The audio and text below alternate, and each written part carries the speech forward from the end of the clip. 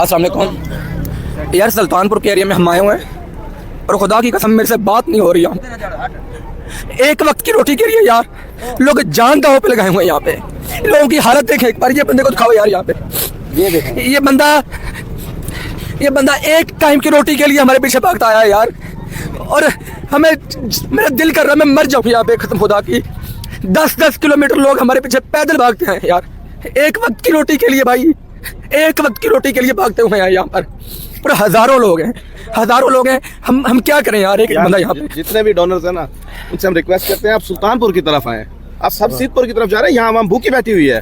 4 से 5 बंदे आपसे इल्तिमास ये है कि भाई कोई तंबू कोई चीज न लाए, सिर्फ खाना लाए, खाना और पानी लाए, सिर्फ खाना और पानी लाए। यार हमसे रब्ता कर लें, मैं आपको सोर्स दे दूंगा यार। आपने मरना है, हमने भी मरना है। खुदा की कसम आप यहाँ पर एक बार आएंगे ना, अगर आप बाल बच्चों वाले हैं आप नहीं जा सकेंगे यहाँ से। एक बार आ जाएं, विजिट कर लें यहाँ पर और लोगों की हालत देख लें। और लोग अपनी जान दांव पे लगा के फिर रहे हैं। मैं बता नहीं सकता कितने हम डिप्रेशन में जा रहे हैं। हमारी गाड़ियों के पीछे इतनी दूर से आवाम भागती हुई आ रही है, हमसे कुछ नहीं बन पड़ रहा। 4 गाड़ियाँ हम लेके आए आज, 4-5 गाड़ियाँ हम कल हमने मंगवाई थी। और कितनों को हम अकोमोडेट करें यार। हम हैं क्या, इंडिविजुअल हैं हम, गवर्नमेंट अदारा नहीं है, कोई NGO नहीं है, कोई बहुत बड़े लोग हमारे पास नहीं है। खुदा का वास्ता है यार, हाथ जोड़ रहा हूं, खुदा का वास्ता है यार, इन लोगों का कुछ सोचिए। हमारे लोग हैं, जानवरों जैसी हालत हुई पड़ी है यार लोगों की भाई, खुदा के लिए यार।